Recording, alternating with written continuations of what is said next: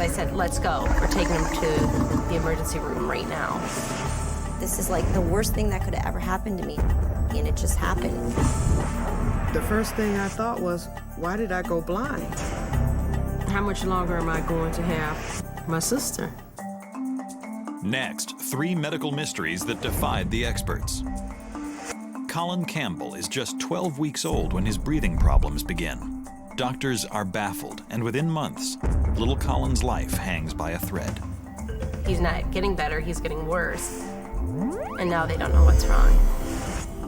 Laura McCann is a successful business owner and single mother of 2 until a debilitating and embarrassing condition takes control of her life. I want to go to the doctor, and I want to get somebody to help me, but I can't. And Cuetta Davis was on her way to getting a college degree when she is stricken with crippling pain that no one can explain. I just had that uncertainty as to whether or not I would live. When illness strikes, we look to doctors to give us answers. But what if they can't? For these unlucky patients, diagnosis is a mystery.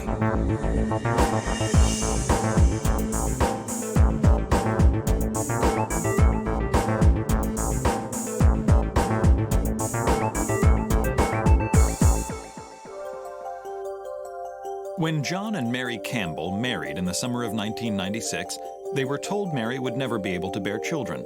So they're both ecstatic when Mary gives birth to little Colin Campbell on September 27th, 1999. Colin was a perfect baby. He slept through the night at 6 weeks old. He traveled well everywhere. Shortly after the birth, Mary returns to her job as a bond trader, and Colin starts daycare. But when Colin is around 3 months old, Mary and John receive a troubling phone call. I got a call from daycare. He didn't appear to be feeling well, and by that evening, he would quickly spike a fever. Runny nose, runny eyes, had problems breathing a bit, coughing. Concerned, the Campbells take Colin to the pediatrician the following morning, but the doctor's convinced that his respiratory problems are perfectly normal. His pediatrician gave him a physical, checked the ears, listened to his lungs, and told us that he sounded junky. He appeared to have some sort of sinus infection. She would put him on an antibiotic.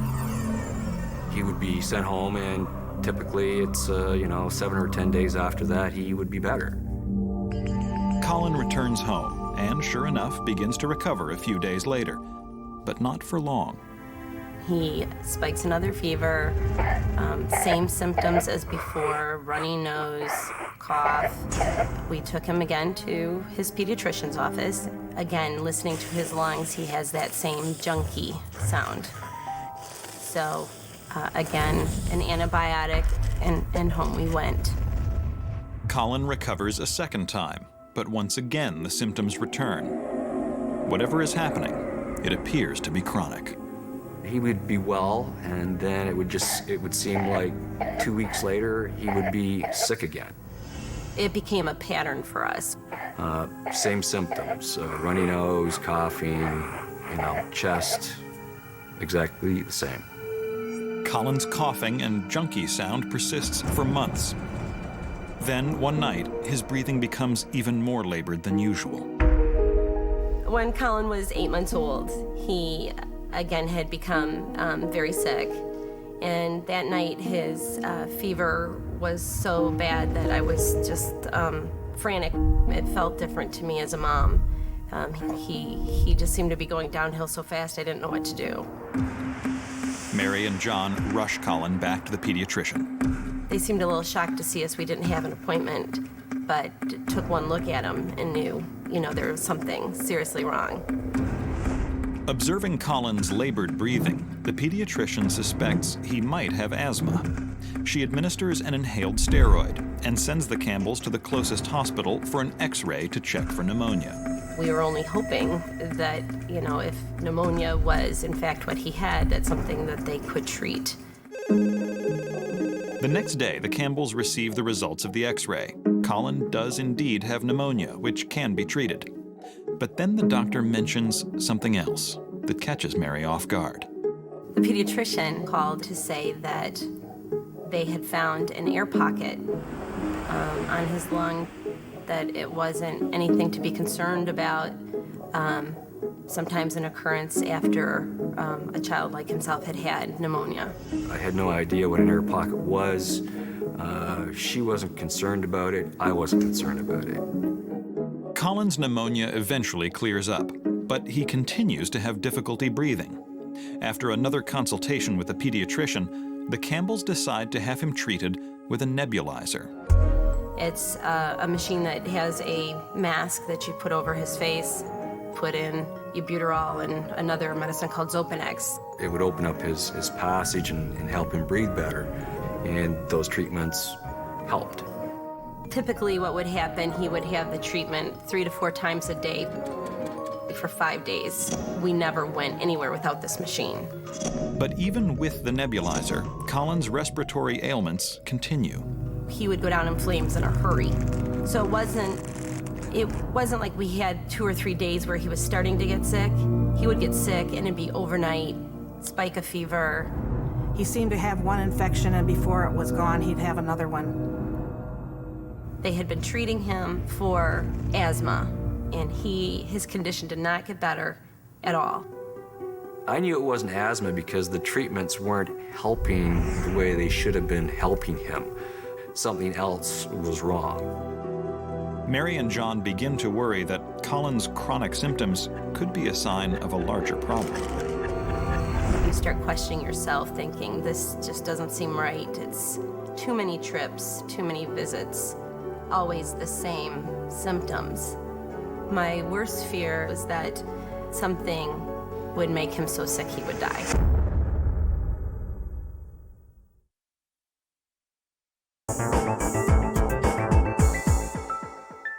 Toddler Colin Campbell has suffered mysterious chronic respiratory infections and shortness of breath his whole life.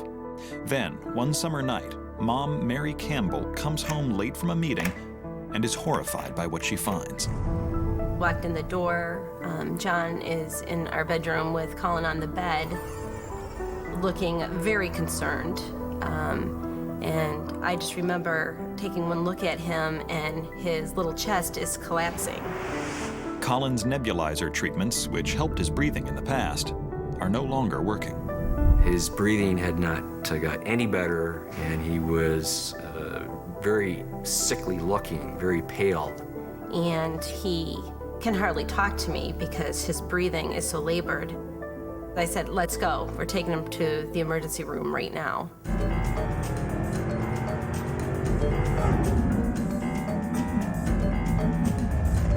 We came in to the emergency room and it was crowded, and they immediately took us back.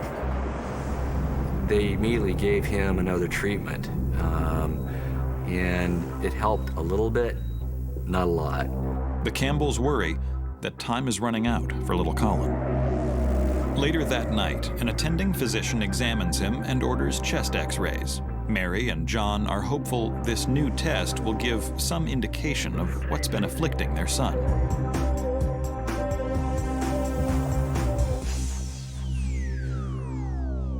The results are nothing short of startling. The physician said to me and to John that he had not had his medical dictionary out in 20 years. He had put the film up and you could see the shadow on his lung. And he said, if your son was 40 years old or 50 years old, I would tell you he has emphysema. But he's a 2.5-year-old little boy, and I do not know what's wrong with your son. Mary and John are stunned by the news. I have goosebumps right now. It's, my heart dropped. You know, at that point, we were just, I think, both terrified that, you know, he's not getting better, he's getting worse. And now they don't know what's wrong. The dark spot is a complete mystery. Seeking the advice of a specialist, the attending physician emails the x-rays to the Detroit Medical Center Children's Hospital.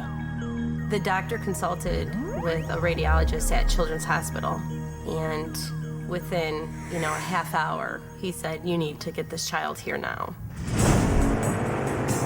The Campbell family speeds the entire 60 miles to the hospital, knowing Colin's every breath could be his last. I was praying all the way down there, crying and hysterical and afraid that something was so seriously wrong that maybe this time he wasn't going to get better. A team of doctors is waiting for Colin when they arrive. It seemed like 10 or 12 doctors bombarding us with questions. What did he eat? Did he eat a peanut? How's his health been? How sick has he been? Did he have M&Ms? Has he inhaled something? How often is he sick? How often is he well? At this point, I think we were both just in such a state of disbelief that we were here, trying to remember something that would give them some cause for him to be there. And through all the questioning and knowing there was nothing we could do to fix it. One of the doctors asked one other question, and that was, has there ever been a x-ray taken of Colin younger? And it was, yes, there was. We got right on the phone and called the hospital and requested that it be made ready. As soon as the earlier x-ray arrives, the doctors review it side by side with the new one. They are stunned by what they see. The air pocket they found in 8-month-old Colin is in exactly the same location as the black spot they see now. The team immediately calls in pediatric surgeon Dr. Paul Stockman. This child had symptoms of common problems, but did not have one of these common diagnoses. What went through our mind as pediatric surgeons is that could this be a birth defect or other physical problem, such as a tumor or a mass or a cyst? Dr. Stockman orders a CT scan for Colin to get a better look at the abnormality on his right lung.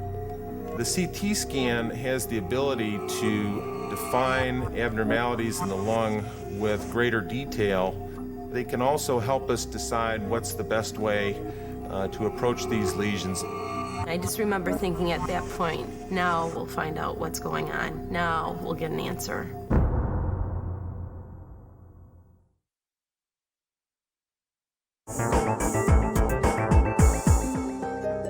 Toddler Colin Campbell's life is hanging by a thread.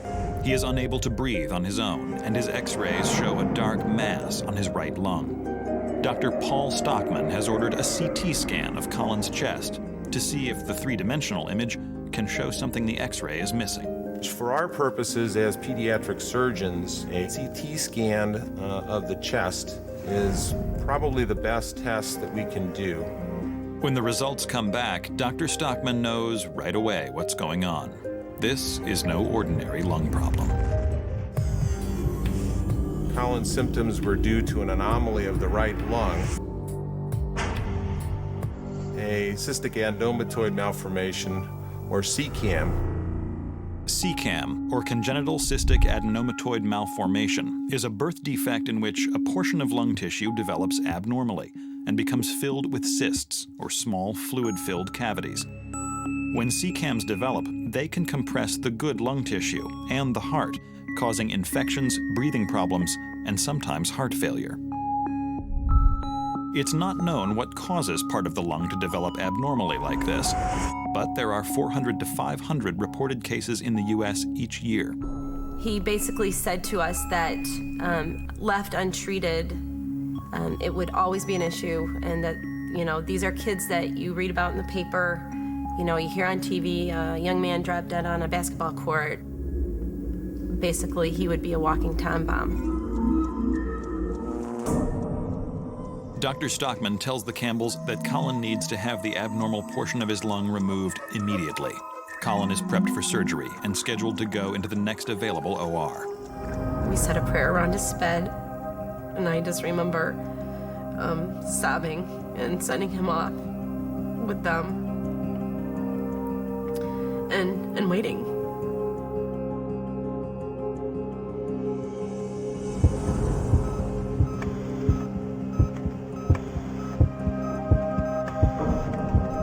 operation is done through an incision in the mid-portion of the side and back of the chest. We make an incision between the ribs and spread the ribs apart. In the OR, Dr. Stockman finally sees the CCAM with his own eyes. And when we opened the chest between the ribs, the lesion, the tumor, more or less ballooned out of the incision because it was under such a high tension.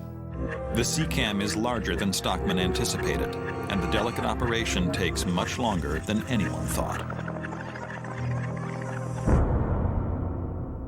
When he's done, he emerges from the OR tired, but with some good news.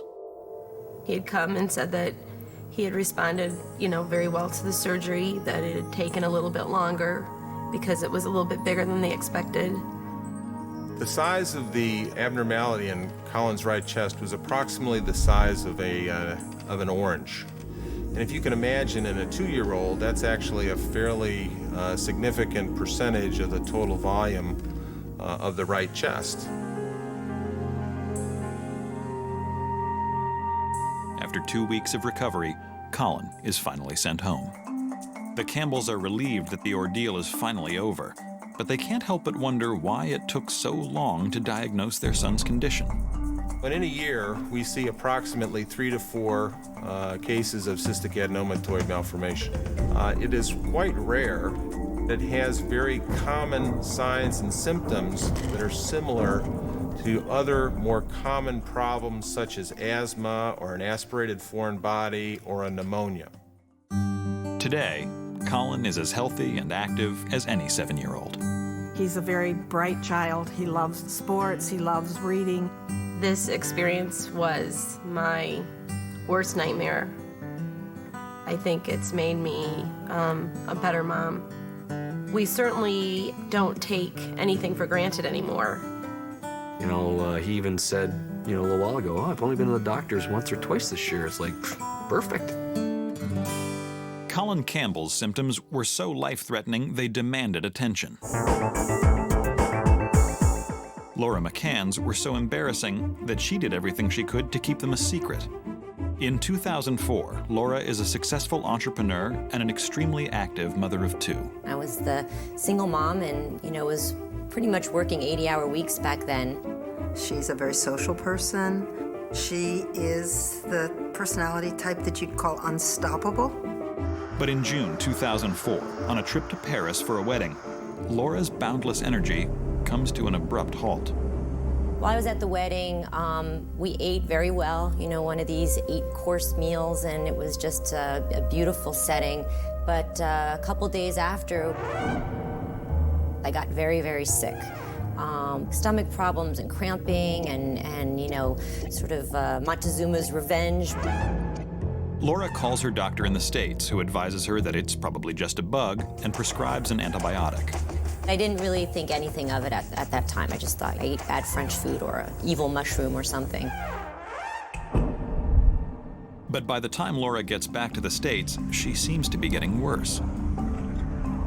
It didn't really alarm me because I worked at home a lot, and if you don't feel well, you just get up and you're 2 seconds away from the closest bathroom. Then, one day, while she's walking in New York City, something awful happens. I was at the beginning of my block, and I thought, oh my God, what just happened? I just feel like my stomach's gurgling, and you know when you have to go to the bathroom and it's urgent. And as I'm walking down the street, I can feel like I'm losing control over my bowels. Laura rushes home. And as I walk through the apartment, it's just like my whole body lets go. And I'm like, oh my God, this is mortifying. But nobody was there, so I didn't want to, I thought this is just something that happened. Laura tries to forget about the accident, but after another close call the same week, she decides to schedule an appointment with her doctor. She said, well, we should take a stool sample and see if something's going on. So she said she'd run all the tests.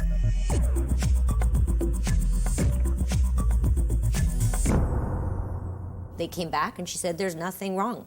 Ran all the tests, everything's fine. But Laura knows what she's experiencing can't be normal. The next step, she decides, is to consult a nutritionist. The biggest changes I made is I definitely cut out anything with garlic, stayed away from spicy foods or ethnic foods. Laura is religious about her diet for the next 4 months, but nothing seems to change. Then, in January, 7 months since this all started, she gets some scary news. My mother found out that both her brother and her mother had colon cancer. And that's where I think we began to say, could it be something major that they've overlooked or they haven't done the right tests for?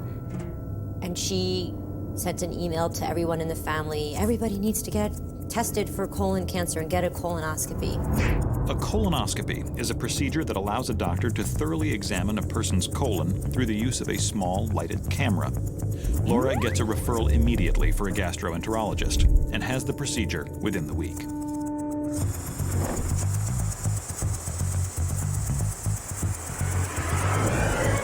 They says, oh, you're perfectly healthy, you have the colon of a 3-year-old. So I said to him, well, what should I do? He told me that I should take one of those commonly taken anti-diarrheal pills that you can get at any drugstore and take as many as I wanted, as often as I wanted. Laura follows the doctor's directions and is soon taking 5 or 6 doses of an anti-diarrheal medicine a day. Though the symptoms do not clear up entirely, the medicine works well enough to allow her to have a social life again. In July 2005, she begins dating David Ramsey. I met Laura through internet dating. We met for drinks, went to dinner, went to jazz club. Everything seems normal to David. What he doesn't know is that Laura has done a lot of work to ensure the appearance of normalcy. The goal was to know everywhere there's a bathroom and map it out so that you have complete control. But David doesn't notice anything out of the ordinary, and their romance takes off. After dating for 2 months, they decide to take a trip to Paris together, and it is there that Laura's worst fear becomes a reality. We went to a very, fine restaurant and got all dressed up, and I thought, dinner, I really would love to go back to the hotel or be somewhere where there's a bathroom. And he goes, let's go take a walk on the bridge, the bridge that was in that movie. So we were walking up the river, bridge by bridge, trying to pick out the right one. Well, as we're getting to the bridge, I got this feeling, and it was like the worst I've ever felt. It was like your whole body just feels like a volcano, and your head just starts to pound, and I went, oh no, oh no, oh no, oh no. And I had completely lost control of my bowels. And I just stood there, and I was in complete shock. And I thought, oh my God, what am I gonna do? I didn't hear anything, but I could unfortunately see something splattered on her lower leg, so I immediately knew what had taken place. I'm just filthy. I'm in an evening dress, in high heels, and I was like, this is it. This is like the worst thing that could have ever happened to me, and it just happened.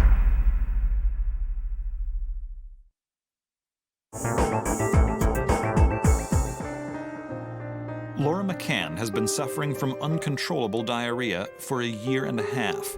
She is having as many as 5 attacks a day. And no doctor can tell her why. Her sense of well-being was dramatically altered. I watched her eyes get hollow and her spark go out and get very, very listless and depressed, and I actually bought a bag of adult diapers. The minute you put on your first adult diaper, there's this visual that you get of yourself in the mirror, and you say, okay, this is it. I have to solve this problem now, or I could be spending the rest of my life wearing one of these. Laura quickly locates a gastrointestinal specialist in the Bronx and makes an appointment. But then she realizes that this trip, which 3 years ago would have seemed like nothing, is a major journey.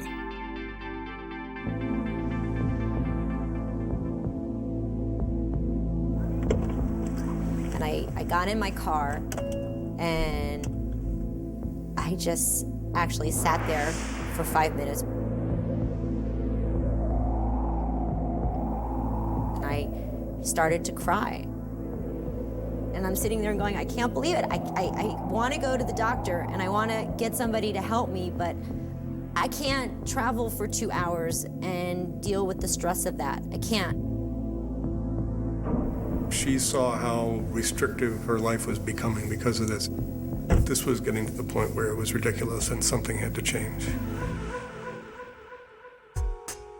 David insists that Laura get some help, and if it has to be close by, so be it. I went on a search engine and I put in diarrhea, New Jersey. Very odd search. And I read this article and I went, oh my God, this is exactly what my symptoms are. Also mentioned in the article is a gastroenterologist, Dr. Saad Habba. And to Laura's delight, his office is only minutes away from her home. When Laura came to me in the office, it was very clear to me that she was under a lot of distress. Her symptoms were primarily multiple bowel movements. She had episodes of urgency and at times incontinence. Clearly this was very socially embarrassing. Diarrhea was controlling her life.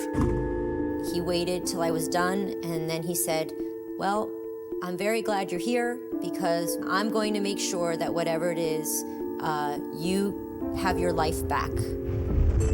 Dr. Habba has a hunch he knows what's going on, but first he needs to rule out other conditions, such as cancer, colitis, Crohn's disease, and parasites.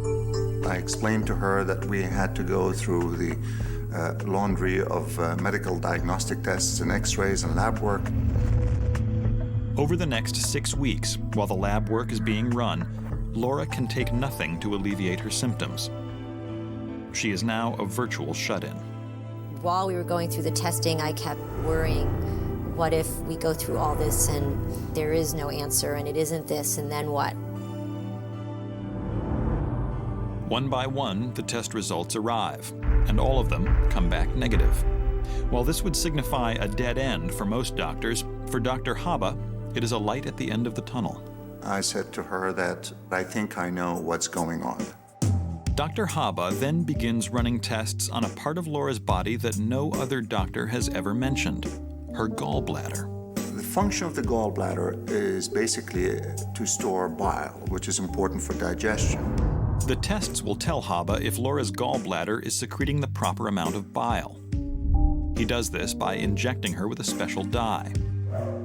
Using a camera scan, he is then able to observe how the gallbladder is functioning. 2 days later, Dr. Habba has the results back. In Laura's case, the gallbladder was abnormal. I explained to her that this was a syndrome that I had studied and taken interest in, the relationship of chronic diarrhea with dysfunctional gallbladder. And she said, so what is this called? And I said, well, it actually bears my name. I told her that she had the Habba syndrome. Habba syndrome is a condition where the gallbladder functions abnormally, resulting in a disproportionate amount of bile in the digestive tract. Too much bile in the intestines causes severe diarrhea. Habba syndrome is quite treatable. We basically change the constitution of the bile to avoid the effect that will induce diarrhea. Dr. Habba prescribes Colesvalam, a drug usually used to combat high cholesterol. It binds with the acid in the bile and neutralizes it, reducing its harmful effects on the intestines. And he said, here's what we're going to do. We're going to start you on this drug, and you take it before every meal.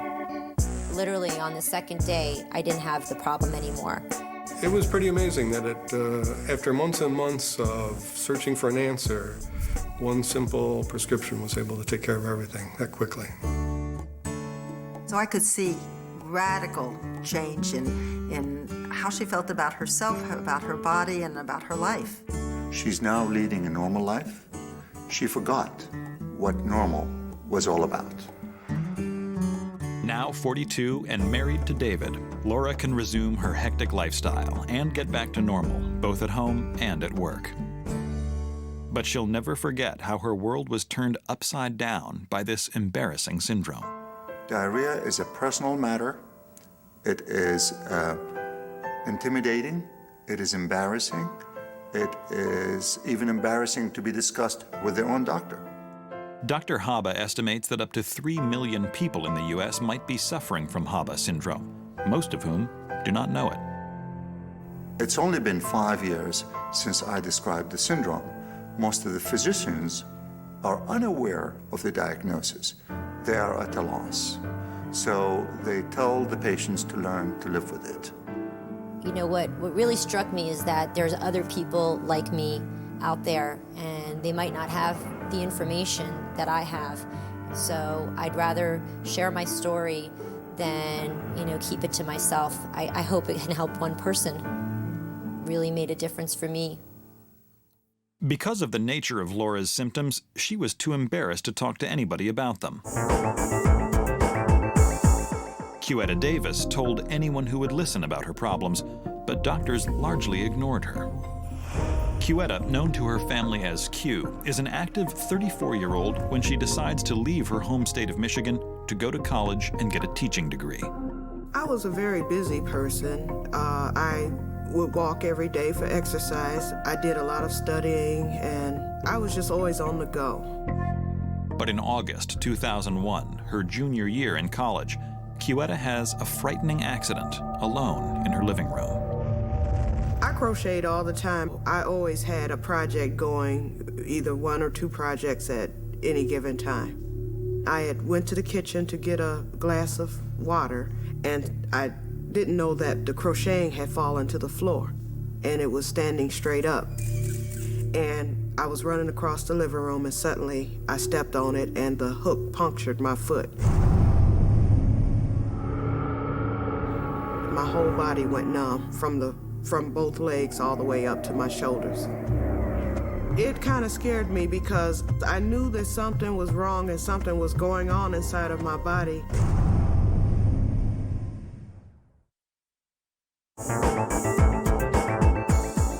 Cuetta Davis is terrified. She's just stepped on a crochet needle, puncturing her foot, and in a matter of seconds, her whole body has gone numb. It was a total shock to me. I knocked on the wall to my apartment. A neighbor hears Cuetta's cries and calls an ambulance. At the ER, doctors x-ray Q's foot, but find no nerve or bone damage. The doctor cleans out the wound and sends her home on crutches. And he told me twice a day that I should use saline solution to keep it clean and dry. A week later, Q is walking on her own again, but she feels different than before. I noticed I would have a harder time getting up in the morning for school and for work. She called me. She was very concerned. She says, something's happening to me. She said, I'm just wore out. 4 months later, Q wakes up one morning and things take a turn for the worse. My whole body had gone numb, just like it had the time when I punctured my foot with the crochet hook. Cuetta is so scared, she goes to the hospital 3 times over the next few days, even though she has no health insurance. I said, my body keeps going numb. I said that the fatigue was just almost unbearable. They checked my blood pressure, which was elevated, and they said that my heart rate was a little high, and they felt that it was anxiety. They gave me 2 Xanax, and they sent me home. My mother, we talked daily. She would call and she would say, Cuetta went to, the emergency room today. And in, the back of my mind, I'm thinking, she's homesick, she's missing everybody, so she just needs to see my mother. But Cuetta does not recover from the weakness and numbness, and functioning on a day-to-day basis becomes unbearable. I felt like I couldn't hardly walk because I couldn't stand up straight. And so I had to use a walker just in order to get around. It felt horrible because I knew that something was wrong, and it wasn't being taken seriously. I knew the reason why was because I had no insurance and no means of paying. I just had that uncertainty as to whether or not I would live. Q is so desperate, this fiercely independent woman reaches out to her family for help. She said, Mama, you need to come down here. She says, I'm really sick. Oh, when I saw her for the first time, I could see that she was sick. I could tell that she had lost some weight, and she was pale looking. Q and her mother then make a difficult decision. Q will drop out of school, and they will return to the family's home in Michigan, where she can apply for emergency Medicaid. It was kind of sad for me to have to leave so suddenly. After a 3-day drive back to Michigan, Quetta finally arrives at her mother's home. I was at my mother's house when they pulled into the driveway. My first impression upon seeing her was, my goodness, she has aged like 10 years. Okay, something really is going on. She is sick. Once her emergency Medicaid comes through, Quetta finds a new doctor. He runs a whole new battery of tests, and these tests reveal something new. He said that the ANA was positive, and he said that meant that I had lupus. Lupus is a widespread and chronic autoimmune disease that, for unknown reasons, causes the immune system to attack the body's own tissue and organs, including the joints, kidneys, lungs, skin, and other body parts. Lupus is also 3 times more common in African American women than in Caucasian women. I was happy with the diagnosis because finally it was proven that something was wrong. Armed with the lupus diagnosis, Quetta starts to work with a rheumatologist to relieve her symptoms. He prescribed a medicine called Plaquenil and a few other medications to treat different symptoms, and I began to feel better immediately. My health had begun to improve, and I was told that the lupus had gone into remission. So most of 2003 and all of 2004, I felt fine. Quetta continues her lupus treatments into 2005, but to her dismay, the old symptoms suddenly reemerge. I started having the problems with numbness in my face. I had numbness in my feet. I was still fatigued. Something is not adding up. Quetta and her family begin to wonder if lupus was the correct diagnosis after all. I was beginning to wonder, what is this, and how much longer am I going to have my sister? But nothing can prepare Quetta or her family for what would happen next. When I woke up, my vision seemed to be a little blurry. So I covered my left eye, and I could see fine out of my right eye. Then I covered my right eye, but I couldn't see anything. The first thing I thought was, why did I go blind?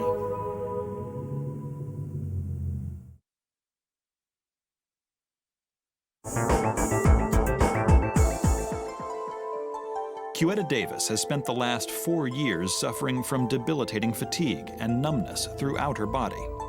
Though she is being treated for lupus, her symptoms continue to get worse. Then, one morning, she wakes up with the scariest symptom yet. Quetta called me.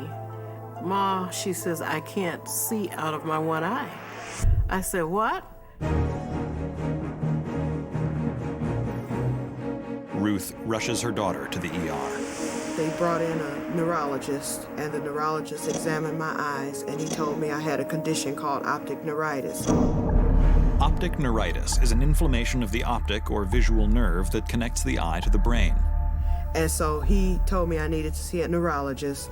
Through a referral, Quetta finds neurologist Dr. Kenneth Bottizi. When someone comes in with optic neuritis, we think about several different disease processes, including lupus, other inflammatory diseases, also sometimes stroke, even in the young. He did a complete neurological examination. He ordered an MRI, he ordered a whole bunch of blood tests. He wanted to rule out lupus. Dr. Bottizi wanted to see me again in 2 weeks, but in the meantime, he prescribed steroids because he said for some reason my immune system was raging. 2 weeks later, Cuetta returns for the test results. The blood tests, including the inflammatory tests, were all negative. However, the MRI of the brain did show these white matter lesions. This, plus with the history of the optic neuritis, led to the conclusion that this was multiple sclerosis.